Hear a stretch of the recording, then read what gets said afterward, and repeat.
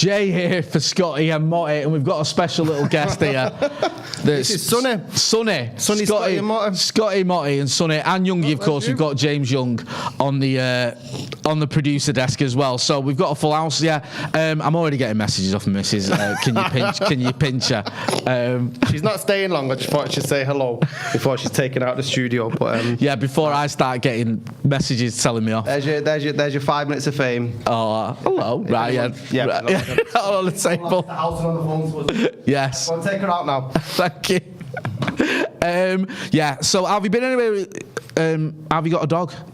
What do you mean? How long have you had a dog for? I've had a dog for maybe 4. She's 4 now, of 4 to 3 next week. Really? Yeah, but due to relationship breakdown and stuff like that, I've got the dog while she's having some veterinary care. Oh right, okay. Well, she's very cute. She is very cute. Maybe we can bring her back in, for the next episode and make it a regular thing. Get involved in the comments. We are going to start talking about. Football, unfortunately. I'm going to talk about Barcelona because United have been drawn against Barcelona in the. I almost keep saying the Champions League because it feels like a Champions League game. Yeah, it's not as it's Europa. No. I think Cy Lloyd's tweet earlier on. What's he saying? Quite funny. He goes, "You got to feel for Man City. They're glamorising Europa League whilst they're playing a team that's sponsored by a power drink." I mean, it's pretty true, isn't it? That's one way to look at it. Yeah. So we're getting into that. Are we having it? Are we having the new camp? I'm going to go, yeah, you fancy it? Yeah. Is your missus watching now? Probably, because she'll be wanting to see if that dog makes an appearance. I've come up with a great idea. Yes, she is. That will drive. Pinch his dog whilst he's gone, she says. I think she'll do you a deal. She'll swap me for the dog. Youngie, you having it? You going? Yeah, I'm definitely up for it, yeah. I mean, I was annoyed earlier because I had flights booked on Ryanair, right? As soon as the draw was made, £60 direct. I'm thinking, right, I'm in here. They do you on that, don't they, bro? Check out right at the end. I was going up to 250 quid. It's like, fuck off. Mate, you think you're being ahead of the game, you're like, right, I'm ready here. I've got everything ready.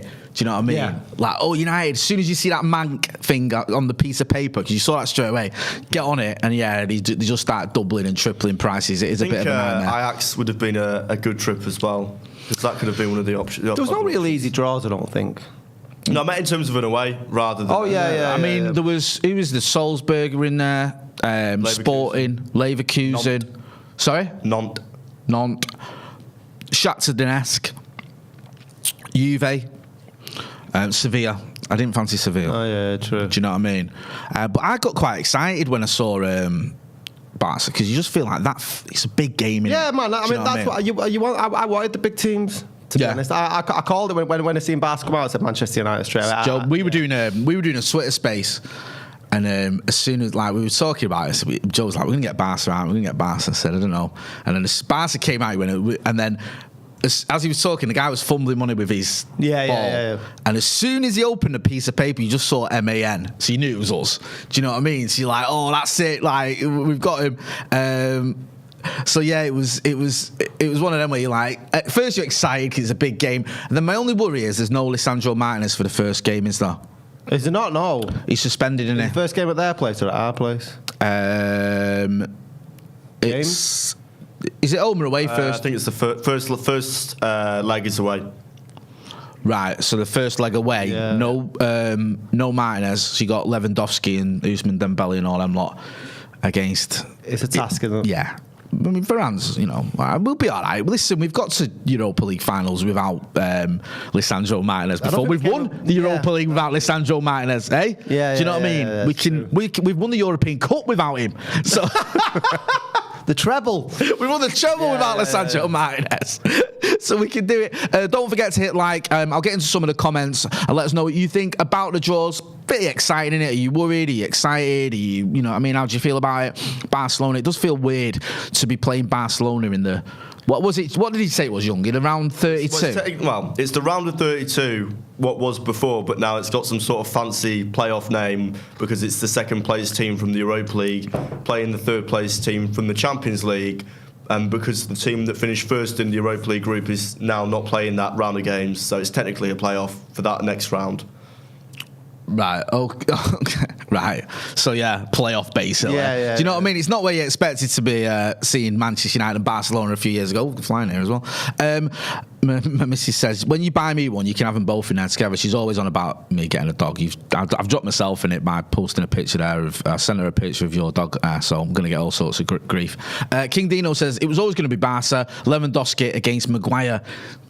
I don't know, man. Really? I think he might be all right. Maguire? Yeah. If it was Maguire against Lewandowski, I think he might surprise us all. Do you base that on what? Have you started drinking again? No. I don't know, man. I think Maguire is capable of good performances. Like, he's not beyond him. Yeah. He has got a high ceiling. He doesn't reach it enough. That's the issue.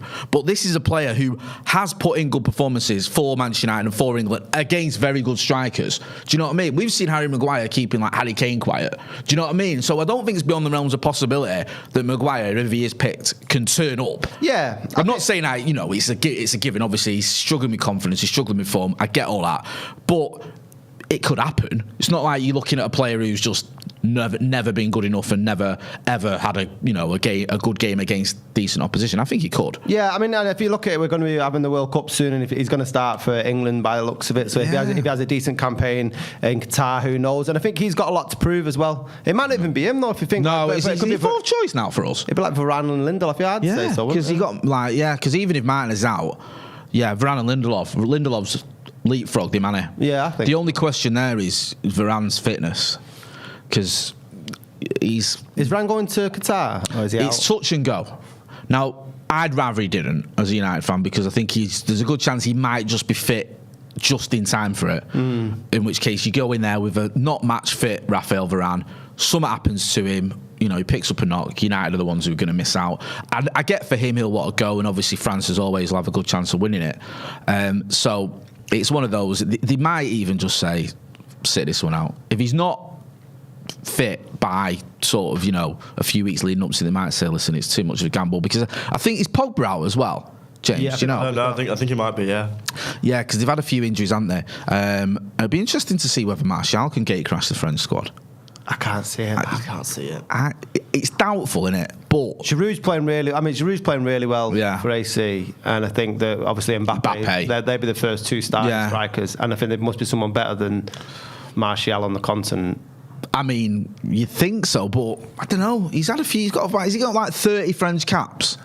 Something. His record's not great. I think he's got 2 goals, but he does get in the French squad when he's been playing regularly. I think a lot depends on whether he gets, mind you, he's only got about 3 games, haven't we, before the World Cup? He'd have to do something special when he knows 3 games, to be fair. I'll get into some of the comments. Big up Jay and Scotty, that's Solo in the chat. Maguire will bounce back. King Dino says, someone do a drug test on Jay. I think people are doubting my Maguire love there. Matthew Sargent says, need to sort out Delot's contracts ASAP. There was talk of Barca being interested in Delot, wasn't there? Really? Yeah. I think he's been one of the best players this season for United, though, really. Do you not? Yeah. Most improved. We're going to miss him against Fulham because he's suspended, isn't it? So, we've got no Delot for Fulham. We've got no Martinez for the Barca game. Yeah, no, I agree. I like Delot. I think he's worked hard. He's got his head down and he's got on with it. Someone asking who's on the mic. James Young is on the microphone here. You should know by now, really. It's been quite a while. Youngie, Barcelona, we're going to do him or what? I think so. I think the thing is, obviously, they weren't good enough to go through in the Champions League group. And if you watch their games in the group stages, their defence has been, United's hasn't been quite as good this weekend, but their defence has been really shaky. Especially in that last game. Was it Inter they played, where they had to basically score to go through, and they were just all over the place. No, this isn't a vintage Barcelona team by any stretch of imagination. Hence the reason that we're playing him in the Europa League. Hence the reason they finished top of the league, though, aren't they? Third of their group. No, are they top of the league? Are they smashing it in La Liga? I think they've lost 1 game this season in La Liga. Right. So obviously in La Liga they're doing well, but in terms of like Barcelona and the money they've spent and what you expect from them, yes. In Spain, just looking at it now, I think Real Madrid can go above them if they win the game in hand, but Barcelona are top, so you're right. They've been very disappointing, haven't they, in Europe? Yeah. And I think with Barcelona, it's always that thing, listen, they want to win the Liga, obviously, But looking at Real Madrid winning Champions League after Champions League, they had big hopes for that, didn't they? And to go out in the group and end up in the Europa League when you've pulled all them levers and you've still spent big money, despite the fact you've had all those debts or whatever, it's a bit like... And they've basically sold the family silver off as well to do that. I mean, the way that they've financed all the transfers this summer with selling off the naming rights for the stadiums and selling off the club media and all of that stuff, they've put a lot of risk doing it and dropping out now into the Europa League. They've got a lot of loans and debt that they need to pay back, basically, now. It's not looking good for them at all. Well, is there any chance that they're not going to go for the Europa League as much as they will the La Liga? Is there a sliver of opportunity there? They might go, we're not bothered about this. Let's play all the best players in the La Liga and rest them. I mean, it's stranger things have happened. Yeah. And do you know what? I hope they do. Well, they didn't last season. They lost to Frankfurt, didn't they, in the quarter-final, was it? Really? Yeah. I mean, if they do that and we beat them, I'll be happy. Yeah. Still Barcelona, innit? Do you know what I mean? I'm not going to look back and go, do you remember when we won the Europa League, we beat that second-string Barca side? I don't know, it's weird, innit? It depends on what's going on in La Liga. It depends. There's so many different caveats to this. One thing's for sure, they won't need to win the Europa League to worry about Champions League football next season. No. Well, we might do. I think so, yeah. Especially after yesterday's performance. Yeah, we'll get into that briefly before we move on, because there's other stories doing the rounds as well, but... I don't feel as deflated after yesterday than I used to when we lose. Really? Because I'll tell you why. Obviously, it's annoying, and we'd had a decent run, and then to lose away a relatively average Villa side in the way we did isn't great. But I still feel like I expected a bit of a roller coaster this season. I expected ups and downs. Ten Hag's got a lot of work to do, and we know that. So there's going to be these games where you go, really? But I still feel positive, about him and about what he's doing. And I think it's like... You sort of have to not expect to lose to Villa. I'm not saying that, but there are going to be games where you go, what's going on in? Yeah. Where I feel overall positive about the state of the team and whatever under him. Last season, the wheels came off and they never came back on. And there was that sort of, we didn't know we were going to get in for a little while until it was announced it was Ten Hag. A lot of players just fell off a cliff form-wise. You thought, we're going to recover from this. And then you saw Liverpool get into the Champions League final. You saw City flying. And you just thought, this is all just doom and gloom. Now I feel a little bit more positive. About the general state of the team and the club. It felt more of what I would say, a speed bump rather than sort of like we've got a lot of problems ahead of us. I think we can bounce back straight away in the next game. And I think sometimes them sort of results, to look at the positives in them, it just shows that United aren't the finished article by any means. You know what I mean? If we carry on this run going forward for how many games, it might say to the Glazers, maybe we don't need more investment come January. Do you know what I mean? Yeah. If you look at that performance yesterday, it was obvious that we massively missed Fernandes, and I've been on this show and many other shows been quite critical of him. But we missed him massively yesterday, the energy, and also like him trying to make something work with his passes. I don't think there's anything wrong being critical of him, but I've always said, I've been saying for ages that I think that United without him will struggle. Do you know what I mean? Like, there's for me, there's so many areas where United need to work on before him. I think that, he's adapted his game slightly under Ten Hag. I like what he does. And I think there's a reason, I trust Ten Hag. I know he's not infallible, but there's a reason Fernandes has played every minute of every Premier League game under him. Do you know what I mean? Like, he's obviously integral to what Ten Hag likes to do. And it's there's little things like, in the last 10 minute of games, other than the West Ham game where he just started doing all sorts of nonsense, he's always about, isn't he? Fernandes. He's got energy. He's always trying to get hold of the ball. He's putting in tackles when we've got a lead to defend. So you miss a little bit of that. You miss that energy. You miss just that bite as well. And obviously, he is capable of popping up with a goal or an assist. I just feel like you make a good point, because we saw it, didn't we, with like the Brentford game where the club were like, rah, we're in deep shit. Like, we're nowhere near ready for what we need. We're not even ready. Like, we could be in a relegation fight. And they went out and bought Casemiro, and I think he was already lined up, so they say, and Anthony and all that. I don't expect him to go turbo in the January transfer window, but if that's the difference, one signing, you can convince the board one signing can be the difference between qualification for the Champions League and not qualifying, they might do. Yeah, I mean, it's just all about their sort of intent for this season, but I'm not really concerned about yesterday's. It was more of a, what was this? There's some good questions. You were laughing there. No, I mean, yesterday, like, I think you had to take your whole hat off to Unai Emery as well, because it was a good solid performance from them. I think he tactically got it right.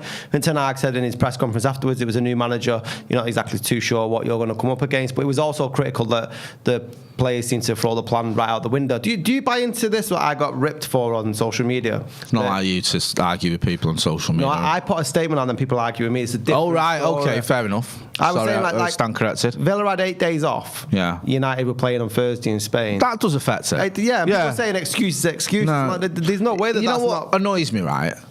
You could say you have horrendous decisions sometimes by referees. And I've passed care now. I'll say if I think we've had a bad referee, I'll say that was terrible. People can excuses, but you think sometimes those decisions make a difference. Yeah. If you've got injuries to key players or suspensions, you go, "Oh, we missed him." So excuses. It makes a difference. Do you know what I mean? Like, especially if all these things are in at the same time. Yeah. It adds up. Now, there's a part of me that will go, United should be able to be a team that's 16th or whatever you were. But you're right. Like, obviously, you're going to feel a bit more fatigued if you've played on a Thursday and they've not played for over a week. It stands to reason. So I think, it's fair enough to say that. I think what happens is, especially after a defeat, if you say anything that's slightly defending the team or making an excuse, you could say anything, you'll get hammered. Do you know what I mean? Like, by certain sections of Twitter. But no, I think you're right. And I think that you could sort of see it the way. Don't get me wrong. We didn't start well at all, and I think that doesn't help when you're not up for it from the first minute. But yeah, it can definitely have an effect. I think that the one sort of thing with Ten Hag that he's got to work out a little bit more is just maybe some of these sort of tactical battles. Do you know what I mean? Like we saw it with Potter, didn't we? Where Chelsea made a bit of a tactical change, and it was like, right, how do we counteract that? You saw it yesterday when it's like he's got a new manager in, a new manager who's got a new approach. Right, how do we counteract that? These are the sort of things I think he will get better at as well. Because at the moment, you look at our bench yesterday, and I think there was Ilanga just in attacking wise. Ilanga, Shoretire, and Martial. So he brought on Martial and Ilanga, and then you're looking at it, you're going, all right, that's decent, but it's not great. No. And I think there's still a little bit where you feel like we need reinforcements, we need players to come back from injury, and if there were a bit better options, then maybe he could have got some out of it. But a really annoying thing was getting that goal back, and then them getting another one. Yeah, straight away. it was the same thing as in the first half, weren't there? Pretty much mirror images. One the first half was just like didn't wake up for the first 5-10 minutes, conceded. Exactly the same in the second half. There's a good one here. Matthew Sargent says Leon Bailey is a grass, and personally, he's no longer welcome in my flat. Did you see that tweet by Leon Bailey about the Martinez hitting him in the ribs or something like that? Did you see the video? No, I didn't see the ribs. I mean, I was calling out Leon Bailey. I thought it was pathetic, but he might have had a little bit of a point. Did you delete your tweet? No. Oh. Double down me, bro. Doubledown.com. I still think it's bad going on Twitter, being a grass, going, oh, the ref, I couldn't breathe for a second. What does that even mean? Do you know what I mean? That's not a thing. But yeah, I was watching the video and I thought, he's had a little. But you know what I mean? That's what Martinez does, and I still stand by that. You shouldn't be going on Twitter moaning, especially not when you won. Just take your win. I know. Take the W, as the kids say. Thank you, Matthew Sargent. Altair Kaplan, Scotty and Motty, thoughts on paying £8 per month for Twitter verification? Well, we were going to talk about this anyway, weren't we? That was part of the list of things to talk about. I'm not too keen on it. Okay. I've heard that some organisations might be paying for their employees to have the Twitter verification. I don't think I work for any of them, but it'd be nice to. But I think if it's if you're getting better service for being able to do longer videos, and you don't get as much advertising, and if you can maybe filter out a lot of the noise that comes out on Twitter, is it worth it? The thing is, we've got blue ticks at the moment, both of us. Typical that. I finally get a blue tick and I got to pay for it. Yeah, we've got blue ticks at the moment. Yeah. Do you feel like you've earned that? Did that give you any sort of validation as a person? No. Because we got given them, didn't we? Well, everyone gets given them. No, but it's not like, did you apply? No, I earned it. Yeah, and it was like, oh, that's nice. And then that's that. It didn't like improve my life. No. Or my Twitter experience. I found I got trolled more once I got a blue tick than I did. Do you know what I mean? There's that little verified thing. I didn't notice that. That's when you've got a blue tick, where you can check people who are verified have replied to. Yeah, you got different filters just about who's replied to and stuff. And also it's probably lost on me because I stopped arguing as much on Twitter because it was taking over my life. Right, yeah. Would have been better then because I would have been able to filter straight to the blue ticks to argue straight directly to them. So filter out the nobodies you don't care about and get straight to them. I'm joking. But I'm and I looked on my stats. You've got your analytics, and it's not like since I got a blue tick, I got loads of more followers or my tweets. They had a bigger impact or whatever. It's pretty much the same. And I think with Twitter, for me, I just tweet nonsense anyway. So either people like it or they don't. I don't think me having a blue tick gives it any more kudos. Gravitas. Thank you. When they go, Jay's got a blue tick now. That meme he's just posted taking a mick out of whoever. Yeah, of course. Ledge. Do you know what I mean? What do you make of it, Younger? You've always got an opinion on these things. Yeah, I don't have a blue tick. I've got not really bothered about it. I think, I don't know, it's one of those things. I think it loses all of its sort of use if everyone can pay £8 for it. It's like the whole point is that people can see that it's that person who's doing that. I think there's a lot of issues then in terms of people just making fake accounts, but there's already loads of people with blue ticks who are just nobodies. Like there's loads of thanks, James. Two of them sat here on this podcast. Like dig these presenter right. You can't see James off camera, but he's pointing at us. There's loads of United accounts. There was one, I won't say who it is, but you know who I'm referring to. That's got like a lot of followers, and he was like pretending to be a journalist and was tweeting all this stuff, and he was like some 15-year-old in Reading. Nicely done. Yeah. Well, there's already been a bit of controversy, hasn't it? Because Kathy Griffin, the comedian, she changed her handle to Elon Musk, tweeted something, and then got permanently banned. Yeah. I think Elon Musk has since tweeted, he said that he will ban anyone who's impersonating permanently, but then he's tweeted her saying that he'll bring her back if she pays the £8 or whatever. How's he tweeted her? Or he's tweeted about her, sorry. Right. He's tweeted saying if she pays the £8, she can come back. I saw he was going back and forth with Sarah Silverman. Oh, was it? Yeah, similar sort of argument, because that's the problem, isn't it? Everyone's saying that you can say you've got somebody else's name and then get a blue tick next to it, which verifies there's going to be a lot more sort of. I think that's the point everyone's trying to make.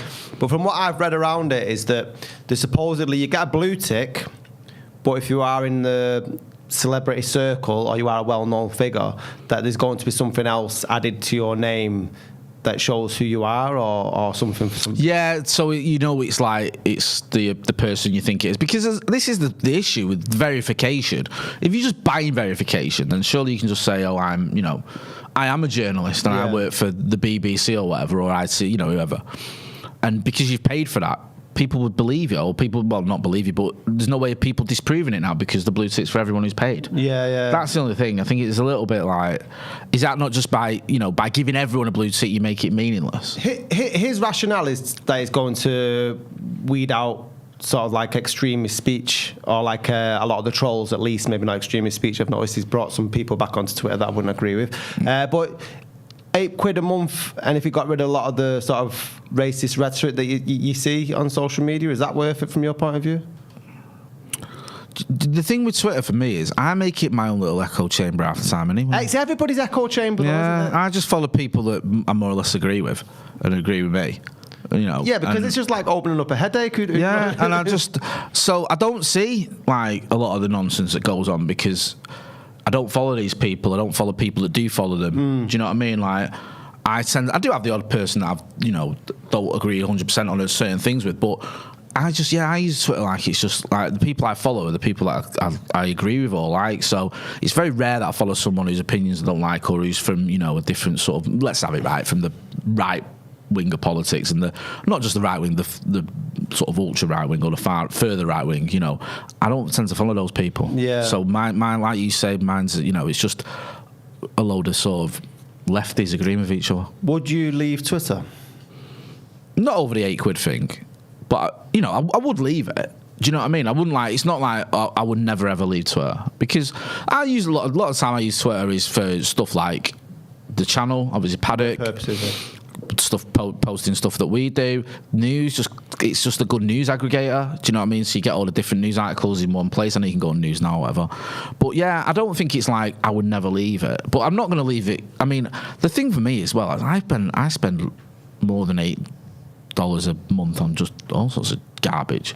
Yeah. Do you know what I mean? Like subscriptions to all sorts. And you think like I'd probably scroll through Netflix and use it less than I use Twitter. Yeah, You know that's what I mean. Like it's like, you know, if you I can't think why have I got like, you know, it's just before payday and you skin and you got like 20 quid in your account and you get up the next morning and it's like £3 left. Yeah, you think, yeah, what's going on there? Yeah, and it's like these free £5.99 subscriptions to like Pixar. Patreon. Sorry? Scotty and Motty.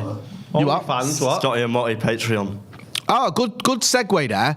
Scotty and Motty Patreon, there's a link in the chat. For £2 a month, you can get the Scotty and Motty Patreon there. I've just put a link in the chat. You get extra content, you get articles, you get all the, you know, all the good stuff. The good stuff's here as well, but you get extra and it's worth it. Yeah, and this week we did like a mashup between Scotty and Motty and the Sloppy Joes, which was an absolute riot to do, wasn't it? I think we're definitely going to be doing more of them in the future. Yeah, definitely. Matthew Sargent here again says, cannot believe people wanted Musts about United early this year. Could literally think of nothing worse.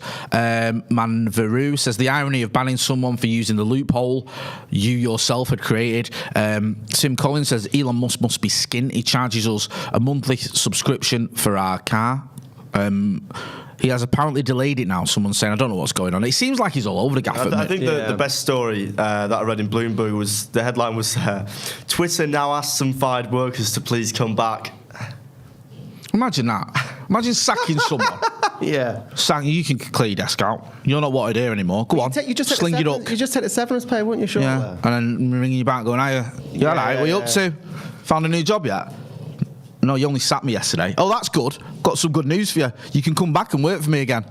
You'd be like, what? Sling it. But yeah, it just seems like he's making it up as he goes along. I don't feel like he had a plan when he bought it. It seems like he just went, I'll buy this, and then it's going to be like a free speech haven, and then, you know, and then politics is going to stay out of it. And I seen him today tweeting everyone should vote Republican, which is a bit bizarre. Yeah, we'll see what happens with it. It just seems a bit... thank Glenn. I've said it's well worth it. I'm a patron. Thanks, Glenn. Big support of the channel. Much appreciated. Talking of people owning things, Scousers are up for sale, aren't they? Yeah, how are you feeling about that? I was surprised, to be honest, but when you look, have they paid 300 million for them back in the day? Is that right? Yeah, FSG? Is that right? FSG? About 300. And now they're looking at like maybe 3.6 billion if they cash in on them. I think Chelsea's sort of shown the precedent as to what football clubs can go. Well, Chelsea had loads of offers, didn't they? Yeah. Big offers as well. And then Todd Burley came in. What did he spend? About 3 billion on him. And Chelsea was quite a good asset in terms of, because didn't like loads of debts get written off or Abramovich I think so. covered them. Yeah, if you look at like the training stuff facilities going on at Chelsea as well as at Cobham and stuff, that's pretty much set up for anyone to walk in who wants to carry on their investment. And I think it's probably the right time for you know, financially for FSG to go. I'm worried as a United fan because it could give the Scousers more leverage in the market. And obviously, Jurgen Klopp's been moaning after buying a £100 million striker this summer that he's got no money to spend on players. Yeah. So you don't want them having the sort of war chest that City have on an annual basis to go out and compete even further. And it could mean that Man United is going to fall further behind. But do you think they'll get owned by another state? Because there was a lot of and this was all football fans, it wasn't just like Liverpool fans, but they are quite high when it's like social outrage on who's owned by certain people. When Newcastle got bought out this summer, there was a lot of people like were tweeting angrily about it. So how will them fans, the socialist Scousers, sort of feel about being owned by a potential state? You need to take a stand if you believe in that. And you know, I've argued with people on Twitter about it and said that that's where I draw the line personally for me as a United fan. If it was a state-owned thing to sports wash, I'd stop going. Do you know what I mean? Like, you can hold me to that. I mean, I don't like the Glazers. Obviously, I hate him. I wish they'd fuck off and do something else. But I can stomach awful businessmen who are making lots of money out of my club, even though it's horrible. And there's part of me that doesn't want to stomach it. But I can just about, if it's, we're going to buy your clubs to distract for the fact we're just murdering people for being gay or whatever, I'm not into that. Yeah, of course. And you know what? I understand, right? I will say this. I understand fans who just want to go and watch football, who don't want to have to take a stand. I get it. You know what I mean? I know it sounds like a cop-out, but I understand. Football's a hobby. It's escapism. A lot of us just want to go and watch a football match. Do you know what I mean? And it's like, if your club is owned by someone and you don't agree with that, does that mean you have to stop going? No. I'm just saying what I would do. It depends on your own personal investment and your own sort of makeup, really, I suppose. Like I said, if it's a hobby for some people that just go and lose their minds at the weekend, escape from their day-to-day, then you understand it. But I think, especially for you, it's your bread and butter for there's this as well, that. And it's like, and you've got to cover it. I always said, and I said it on social media quite loudly, the last time United were linked with the Saudis, if that ever happened at Manchester United, I would never step foot in Old Trafford ever again. I wouldn't watch them on TV or anything. Nothing. I completely. That's taking it a step further. I think I just said, chuck me. Well, not going to chuck it because it's not a physical season ticket. I just stopped my season ticket. I left when the Glazers took over United. Like we bummed our season tickets for that season. Did you? And then went to FC United for a while, just purely in protest and stuff. I knew it was never going to be. Thank you, Matthew Sargent. Sorry to interrupt you. Just joined the Patreon. Sorry, go on. A long-term thing. But just, protest how you protest, isn't it, I think? Yeah, I think it's a shame because it's like, last thing you need is more division. I think this causes it a lot of the time, doesn't it? With everyone, it's like fans start throwing mud at each other, and it just gets a bit silly at times. And then you think, like, do these people, do people actually care? Some of the people throwing mud at these other fans, do they actually care about these human rights abuses, or is it just an excuse? Or do they actually care? Do you know what I mean? Yeah, no, I completely agree with you. And there was a lot of that when the Saudis bought out Newcastle. Yeah. Like, obviously, I have to sort of watch my tongue recently, like over the last 4 years, regarding what I can say online. Human rights. There was human rights problems in Saudi Arabia before Newcastle. Yeah. Were you crying about them beforehand? No. Do you know what I mean? I don't mean you, but what I mean is, don't just start angling it towards Newcastle United. Why were you not vocal before? They're well documented. Newcastle just beat us 3-1, and now all of a sudden I care about the murder of Jamal Khashoggi or whatever. Yeah. Where I didn't 3 weeks ago because Newcastle, we haven't played them yet. That element, I think, is a bit like, are you really taking a moral stand here, really? Or is this just because they bought a rival football team who you don't like and they've beaten you, or do you actually care? Do you know what I mean? Like with the Saudi thing, I've seen The Dissident, it's a good documentary, and it angered me when this was muted about journalists just sort of going, oh well, and I think, come on. Like, do your job. Do you know what I mean? Literally talking about a regime that, murdered a fellow journalist. You should have something to say about that. But yeah, I think a lot of the time it is just fans being football fans, which I kind of get, but it's like, you can't have it both ways, can you? And I think the funny thing is now so many fans who, Newcastle fans would have been slagging off City 6 months ago, 2 years ago. Oh yeah, they looked at a bit of green angle. City got all this money come in, and there was times when Newcastle were challenging for titles and stuff, and now City are and they're cleaning up. And then when it's your club, and all of a sudden you can have that rich oil rich money. Sorry, then you go. I know one person who's got an opinion on this, and who's always willing to share it is Mr. Young. Yeah, I think it's the same. It's a lot of hypocrisy going on, especially from fans of all clubs. And I think the weird thing is, especially from City fans, is they've invested so much into the area. It's like, well, that makes it fine then, doesn't it? Because they've built some houses in Bradford and Beswick. That makes up for all the... And even that's not... I know. Not, like, they've invested in the area. So what, just gentrified everything? Yeah. How much low-cost housing have they brought, or housing for low-income families? Let's have it right. That's just so misleading, that nonsense. Yeah, I was speaking to our friend Jim Smith, who writes for The Telegraph. Yes. Jim Smith. Jim White. Jim White. I thought Jim Smith, the former Derby County manager. Stagger. Right. Jim Sorry, White. it's a good job it's not live. I actually called him Jim Smith on the fucking interview when I was talking to him and stuff. But yeah, sorry, Jim White. The good Jim White. I'll get there in the end. It's been a long day.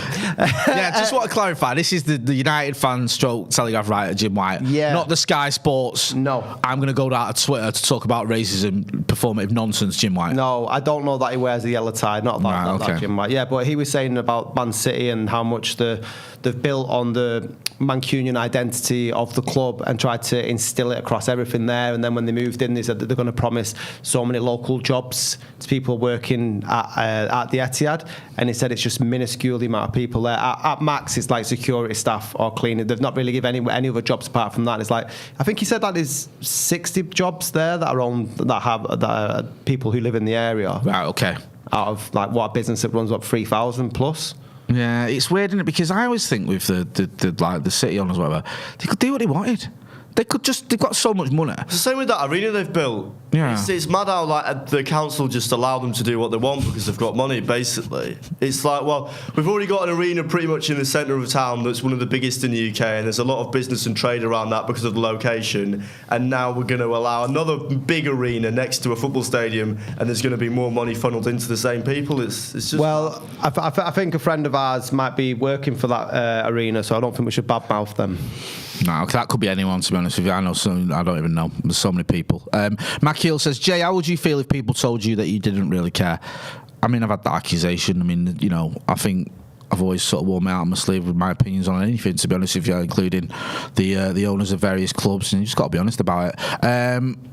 Funky Ass Studio says, same here, I'm the same age as Jay and supported United all my life, but if we ended up being taken over by Saudis or Russian oligarchs, I'd be done. Harry Lakin says, can we play our home leg in Rotterdam for the nostalgia, talking about the Barcelona game. United don't need an oil baron, just need whoever comes in to clear the debt. Alsar Kaplan says, hate City, not because of the success, just hate them. It's fair enough. I still don't mind them. City can be as successful as they are. Yeah. And I say don't mind is probably putting it lightly.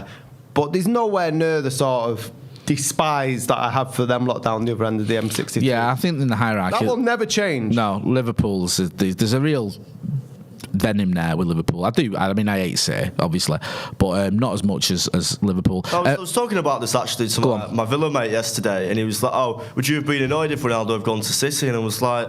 Well, no, not really, because everything that they do is just so hollow. Whatever they win, because it's just like financial doping, basically. I don't know, man. I would have been gutted if he'd have gone there. Yeah, I would have been. I think he gets them over the line in that Champions League. I do. I think they beat Madrid. He's determination in him. He's got, even if he'd come on and wasted time because he's got a lot about him, rather than going for another goal he didn't need. Yeah. You know, those last 5 minutes, he'd just took the ball in the corner and kept it there and bought a few fouls and then they're through. Do you know what I mean? And I think they can beat the Scousers in the final. So I'd much rather he didn't go there, because I think that even now where all the wheels have come off, if you go back in time, I'd still have him not coming here. I would. Really? Because I think he goes to City, he lifts the Champions League with him. And that would have been a horrible... Would Solskjaer have not got sacked last season if Ronaldo didn't sign? Listen, I love Ole Gunnar Solskjaer, but I'd rather have Erik ten Hag. Yes. So I'm not... I mean, I wish Ole Gunnar Solskjaer hadn't got sacked and rather he'd won loads of trophies, but I'm happy we've got Erik ten Hag, and I think he's a better manager. Out of the ones before Ten Hag and between Ferguson, if you had to have one back, which one would it be? The obvious one's Jose, isn't it? Yeah. Because, he won a couple of trophies and he's quite charismatic, where the other managers weren't very charismatic. Van Gaal was funny. Moyes was a disaster. Ralph Ragnick was a disaster. He was quite good in press conferences. Yeah, I've gone and Ollie did give me a lot of good times because we had some good results. Do you know what I mean, during that time? But I think that, I don't know, man. It's tough. The thing is, I know everyone goes on about how there was good days under Solskjaer and stuff, because there was a lot of late wins, wasn't there? Yeah, and stuff, yeah. And I think the football was the handbrake was off a little bit because he was very much not Jose Mourinho. But I never celebrated anything under Solskjaer like I did when we won the Europa League final. No, and that for me as a United fan is always the pinnacle. Well, there was the City game, wasn't there? But I missed the last 2 minutes of that because I had to go and cover someone on the radio. You need to change your friends. It was my birthday anyway, you dick. Oh, sorry, I'm the dick. Mate, am I? I like how you twisted that to me being a dick. Oh, right, now. If it was the other way around, I'd have done it for you. You phoned me that if I'd have known, I'd have told you to fuck off. I didn't know we were going to have that. You better explain that. Yeah. So the day of the derby, Scotty was doing something for what was Full-Time Devils on the radio for us when we used to use the XS studio, and he rang me just before kick-off and he goes, "Listen, I've been offered a ticket, Jay, but just give me this fucking sob story." And I was like, "Yeah, go on, son, you go. I'll cover you." So, but to cover him, I had to leave 10 minutes before the end to get to the studio in time. So I left, about 5 minutes before the end, and I'm coming out of Old Trafford, I hear the roar. Then my phone starts going. I looked on Twitter and I was like, oh, mate, I missed that. And what reminds me up is whenever we're talking on the channel or whatever about great moments at Old Trafford. That comes up time and time. Somebody's last-minute goal against City, and I'm like, yeah, I was on my way down to the bloody town in the car. But no, listen. Yeah, I apologise. And that was the last game before. I couldn't live with not letting you go to the derby on your birthday. That was the last game before lockdown on it as well. And mate, everyone went on about it for ages. I was doing so many different things when it came up, and like, people, do you remember the Scotland? I was like, yeah, I remember it well. I was down the road, like running to the studio.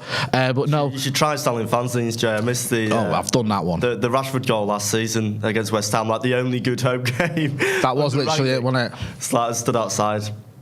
Oh yeah, we've all done that, haven't we? We've all missed. Your stripes, James Young. You're on 21. Andy Jarvis says, first to last: Carrick, Ollie, Jose, Ragnick, Louis, Moyes.